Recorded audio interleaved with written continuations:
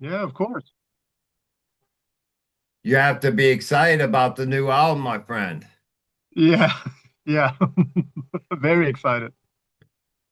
I wanted to ask you, did you start right at work on this one right after the last album? Uh, I think I had three or four songs in very early stages before we got the last one mixed. So I've been writing like crazy. And the title track is my favorite track of the album. I wanted to ask if you could speak on it. Sure. The title track or the let's say the if you start with the title came about uh, um, on the previous record on the cover art of the Lions Road. There's a girl in the background or a ghostly figure in the background.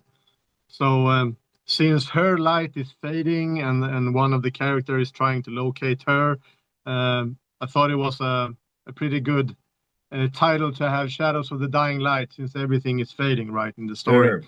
Sure. Um, and that that that song is very special to me. It kind of ties his journey towards her, and uh, it's almost like a calling to him that he sees he sees his long lost love almost like a hologram, like a dream thing inside his head, while he's trying to chase after where she is put. She's cast away in another place that he's trying to locate. So I guess it's about his inner turmoil that he's facing while trying to locate his dying wife in the afterlife. And and a question I've been dying to ask you is, Yeah. I wanted to ask you, will we see this story in book form? Um, I'm trying to do as much as I can visually. We had a video that we released for the song "One Last Cry," Hmm. and the next cinematic thing that we're doing that we shot at the same time as "One Last Cry" was we did of like a mini movie over the song "The Wanderer." So the "One Last Cry" ends up with a ghostly character standing on a ledge, Yes. and she's gonna do some stuff in the second one. So there's gonna be less of a band playing, I guess, more of a cinematic movie feature about that. But regarding your question, I'm thinking about doing once we have released the fourth album, the closer to this initial story. Hmm. Uh, I was thinking, I talked to Jonas Ekdahl, the drummer from Evergrey, or the previous drummer in Yes. Evergrey, and they did something on one of their albums. They had almost like a hard cased, same size as a vinyl, like a graphical novel thing with all the records and photos from the recording, all the story and side notes and imagery and all that stuff. So we'll see. But everything is written almost as if it is okay. The story I have written almost like in book form, Hmm. and the songs are like drawn from certain events within that narrative. And that narrative, um, I'm finalizing that narrative at the moment, and that's going to be put up on the website for now, just to explain all the different bits and pieces and stuff. Because otherwise, it's just in my brain, and it's not good. I want people to know more Sure. about the story. Yeah. And then speaking of that process, Hmm. most bands I speak with, songs start with a riff and music, and then the lyrics come afterwards. Are you Yeah. envisioning the music as you're writing? Yes, but not as much as a riff or how it's supposed to sound. More of what a certain event is supposed to sound like, and what the feeling is. Um, what the feeling is. So when Peter throws like 20, 30 riffs at me Hmm. on a certain song, I know pretty fast what works in that particular emotion that we want to Put out have. there. Yeah, yeah, exactly. And So there's a lot of stuff going in the garbage can, unfortunately. and and on the other side of the coin of that, Yeah. is there an idea to do a straightforward rock album? Uh, uh, well, I think some of our songs, if you strip away all the soundscapes and all, I think we have some normal rock tracks, but our initial idea was to place them inside Sure. a soundscape that is heard. How is the world that they're supposed to um, exist within? How does that sound? So I don't think we're going to stray too far from the concept because we have another album coming after this one, and I've started to explore more about a certain daughter that we introduced on this record, where she comes from, and we have a masked character with a golden mask called the Sandman, and he has a. So I'm trying to find out more about where they came from. So I'm not done after album number four. That's excellent. And uh and speaking on that, I wanted to ask you if you could take me back in time and tell me how this all started. Yeah, we to be really hmm, detailed. I met most of these guys when I was 16, I think. I think Stefan was 14 or 15 when I met him. So we had a band, or let's say we were four, five friends that started to play music together, and we rented an old behind a church. There was an old abandoned house that was going to be torn down. But the small community that we lived in, they decided to let us keep it as a rehearsal space. So it was no lock on the door, and when you entered the rooms, it was all these broken tapestry on the walls and broken floors and mice and bats and all kinds of weird things. So we rehearsed there for a bit, and I remember back in back at that time. This is 1984. Daniel Lyckeklev's younger brother Martin actually played guitar with us for a while, and then we got a new guitar player called Göran Wahlsten from a city called Karlskoga, and we got the rehearsal space in a bigger city called Örebro, actually just about 600, 700 meters from where my studio is. Wow. And we did some local talent shows, and we decided on a really shitty band name. But back then, this was 91, we called ourselves Bedroom Love. And this EP that we recorded in 93 is actually available on Spotify. And I Wow. think Stefan is 16 years old on that one. Um, and the first thing we released was a 4-track EP called Dreams Can Be Real, I think it was called. And then in 94, we were supposed to record our first real album or full album. And during that time, from 89 to 92, I've started to have all these thoughts in my head after I heard Operation Mindcrime that I wanted to have something for myself story wise. So I had these bits and pieces. I had an idea for a name. I had an idea for some song titles. I had some city names and some weird looking map that I drew back then. And I was trying to get this message across to the guys in the band that I wanted to do it more of a concept, I guess.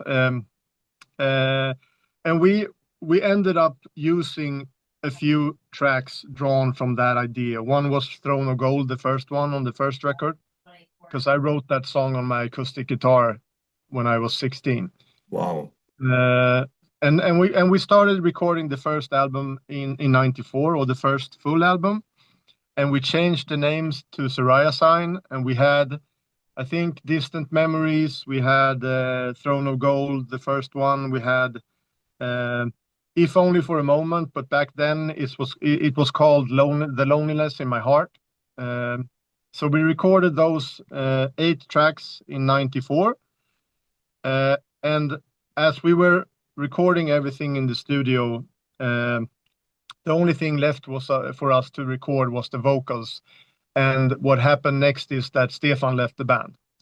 He joined the band that had a record deal called Crystal Blue, and he was featured on their album Caught in the Game, that I think was released in '94. Um, and those tapes, I guess the band disbanded at that time, and I kept the tapes from '94. For some reason, the studio let me have them because we thought that we should maybe look for another singer, Mhm. but that never felt right to any one of us because Stefan was so crucial to the storytelling and the way he sung even back then. So fast forward to 2020, I've always had this almost like a thorn in my side or something, that we didn't finish what we started or set out to do. So I've been trying for years to get someone to, um, how should I put this, to get these old tapes digitalized. Sure. So I contacted all the guys again, Daniel Blom. Yeah, after Göran Wahlgren, the guitar player, we changed him out for Daniel Blom. So he was already there in '94. So I contacted Daniel Blom, Andreas, Daniel Lyckeklev, and Stefan, and all of a sudden, what do you know? Everyone joins the messenger chat, and I haven't talked to the guys in 28 years. Wow. So, and I put out an idea that wouldn't it be great if we could at least listen to what we did back then? Because I've been thinking a lot about this, and I've been thinking a lot about that time, and everyone shared the same feeling. So we collected some money, and I went on a searching spree, trying to find someone with an old Fostex 24 channel machine. And I found one guy in Sweden who had one of the only ones we had left in Sweden, all restored and good to go. But he was also very, uh, let's say, he was very cautious when I told him I had those old tapes, because he keeps asking me all those weird questions. Have you played these tapes since Mhm. '94? Have you took them out of the box? No, no, no, no. I haven't touched them since '94. Okay, good. Because then I need to, if you send the tapes here, I need to bake them in a special oven to fixate the Sure. tape, because otherwise it will just be mushy, right? So I sent the tapes, and 2 days later, I got a really angry message on my phone with a photo of a machine and all this kind of black gook everywhere. So I called the guy and I told him what happened. Yeah, it looks like I'm gonna have to clean my track machine because you told me that you had already baked your tapes. No, no, no. It's Jesper from Örebro. I haven't touched them. Oh shit! I mixed your tape with another customer, he says. Oh no. So I was like, okay, now we're fucked. We're not going to be able to hear everything. But um, we were so lucky at the exact same spot as the tape had broken. There was a different artist, so none of our stuff was broken. And 2 days later, I have all the channels in a Dropbox link for us to listen to. And I remember Daniel Blom. He lives in a city called Sölvesborg. He get in his car and drives like 5-6 hours to get to me to be able just to hear this, what we did as children. Sure. Um, and when we started sitting and opening up all the files in my computer in my studio, something felt off. There was a near field mic on the bass drum and some overhead mics and some. I think the left rhythm guitar was gone or something. So I was like, nah, this isn't right. So I sent the message again to the sound guy who helped me with the tapes, and I was like, this is my tape. Is this? Do you have the? Is this a match with your machine? Bro, that's a 24 track tape. I only have the 16 track machine. So 8 tracks were missing, right? And for some reason, this wizard of a dude, he says, but no problem. I have another friend in Gothenburg. So send them again. We'll bake the tapes again because he have the 24 channel machine intact. Mm. So I send them there. And then 2-3 days later, we had all the 24 tracks. 24 channels to listen to. And we realized very quickly that it was as much fun as it was to listen to yourself at 16. It sounded almost like a junior school band or something weird. The timing was off and the production and everything was a little bit weird. So then and there, I just from nowhere asked the guys, wouldn't it be great if we did this the proper way? So we can get our album out of the way. The Dream album that we have from '94, let's just finish it and be done with it. So I transported all the copied all the stuff from the old tapes and build up new versions of the songs in my computer and made a click track out of that. And then we booked the drum recording in 2021. And that ended up being 29 years later, Throne of Gold, that we released in 2022.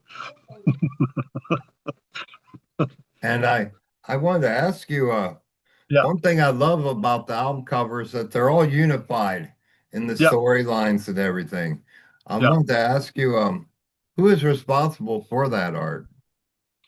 So the guy who did the Throne of Gold album is a Russian artist that I unfortunately lost contact with because right after he gave us a license to use one of his painting as a cover art, he decided not to have any contact with the West world since they Russian invaded Ukraine and everything went to shit. Right. But he's a great guy. I don't have his or do I have his name? Wait a second. Of course I have his name. His name is 2 seconds. I'm gonna open this. His name is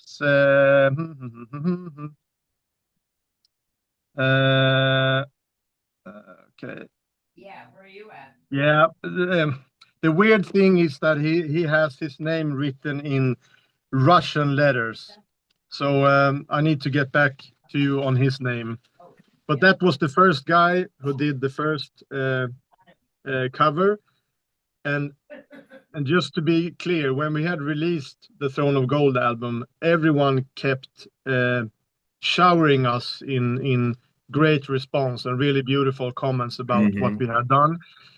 And that created kind of a whirlwind inside the 5 of us, because 3 of us really wanted this to be a real band, and 2 of us really felt in their lives that they had really maybe not the time to take on a big challenge like a band and do it properly.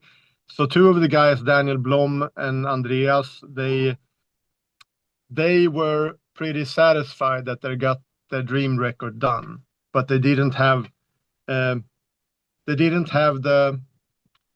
time, because everybody has children and families and work and all that stuff.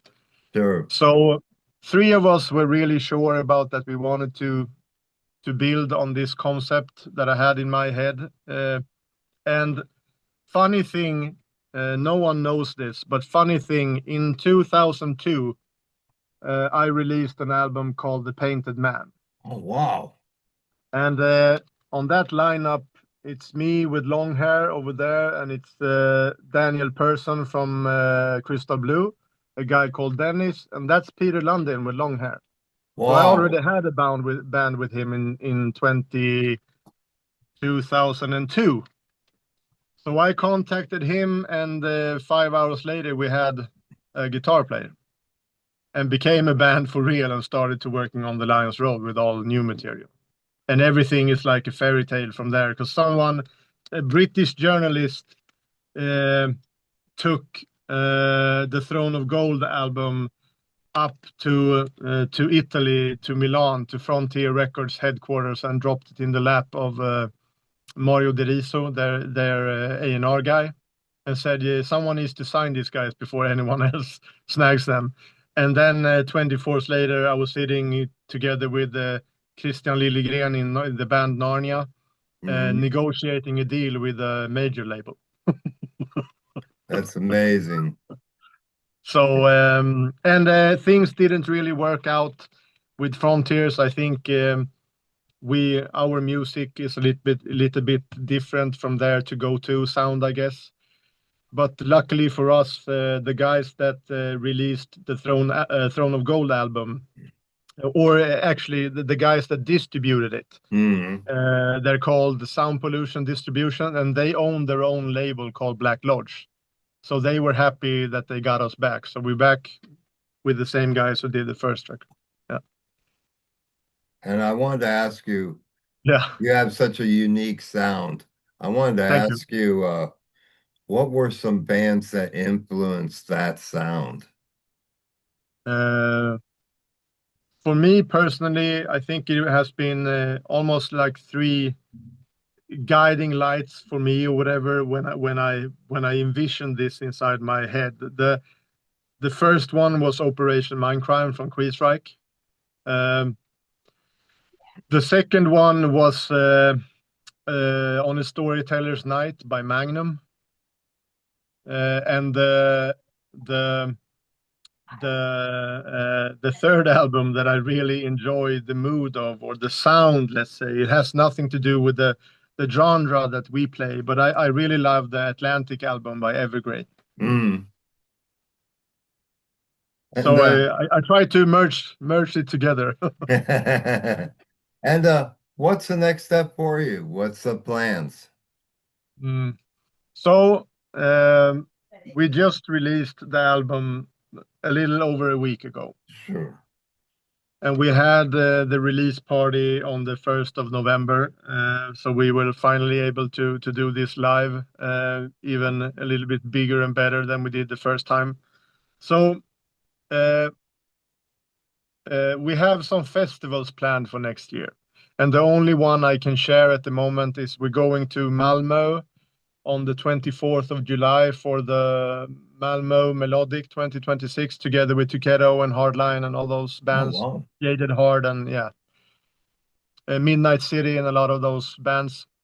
And I guess we're right in the middle of a promotion cycle with this album.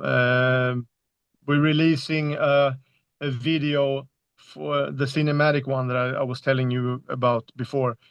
We're releasing that in about 4 weeks. So it's about 85% done, but there's a lot of... We have a video guy that's really, really picky. So he's not releasing anything until he is satisfied. So we're letting him finish everything. We're not going to put pressure on anything. When he's done, he's done. But he says it's going to be out on around the 14th or 15th of December. And then we are planning to do what is it called? An opening run with a bigger band. So a bigger band is going to headline, and we're going to be what do you call it? An opener. But unfortunately, I can't name the band yet. But in about 3 or 4 weeks, I can talk more about that. But I guess it's finding some more shows, trying to connect with fans, trying to produce more content. We're releasing a BTS or behind the scenes from all the videos we did, and also from the first live show we had, and also from the release party. So there's going to be a lot of more visual stuff coming from us. And I wanted to ask you as well, along your musical career. You've had such a great career. I wanted to ask you, what do you feel has been your proudest moment so far? Uh, I think my proudest moment so far is that that we got the latest album, Shadows of the Dying Light, released, and we finally got it on vinyl as well. Because this is the first time that on the previous two records I had help with the. It was produced by me and Daniel Lyckeklev, but he had a lot more. He helped me a lot more with keyboards and pianos and stuff on the previous two. And this time he helped me, I think, with piano on Coming Home, the ballad, and the rest is all me. So all the keyboards and string arrangements and pianos and half of the rhythm guitars and drums, everything is all me.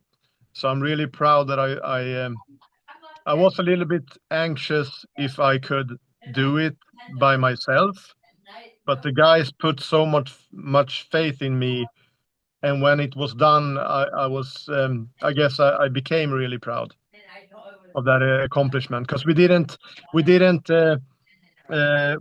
send anything out to anyone else. So I edited all the vocals, I edited all the background vocals, guitars, bass, everything is all me.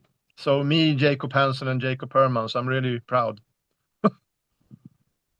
And lastly, I wanted to ask you, Yep. well, it's actually two more I wanted to ask you. One is Yep. how to get a hold of this album, and what's the best way to get merchandise from the band?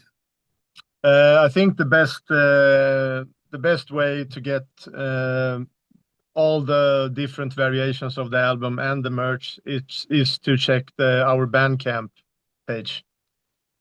I think that's the best one. And also, I have a special link that our label supplied me with for all the people in England and United States. Excellent. So I can send that link to you if you want. Yes, I'd love to have it, my Yeah, friend.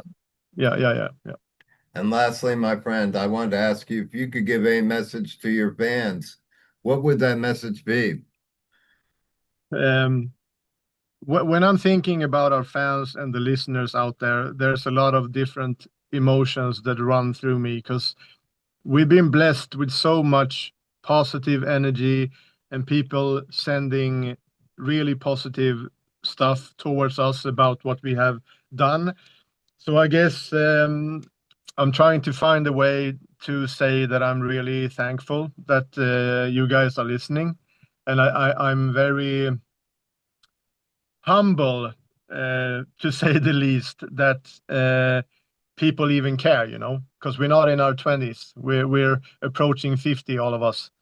I'm turning 50 next year. I have two children at home and a wife, and I'm really blessed to be able to do this.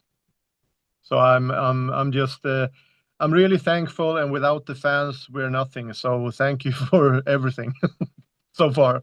Well, I wanted to thank you as a fan because I always look forward to what lies ahead for you because it feels like a story that you want to be a part of and that you're immersed in, and you can't wait for the next chapter. That's sort of weird, but very thrilling, and I'm really humbled to hear that, because that's exactly what I felt when I listened to Operation Mindcrime. So if one person thinks it's an immersive story that they want to know the follow-up to, then my job has been I've delivered on my promise, let's say. Well, you definitely have, my friend. Yeah. And I want to thank you again for taking time to speak with me. It's No, been an no absolute problem. pleasure speaking with you. Yeah, the same. I'm really happy to meet you. And I look forward to what lies ahead. And please feel free to keep me in touch at any time, my friend. I will, certainly. You take care and you have a great rest of your day, my friend. Yeah. Take care. Thank you for having me. All right. Cheers. Bye bye. Bye.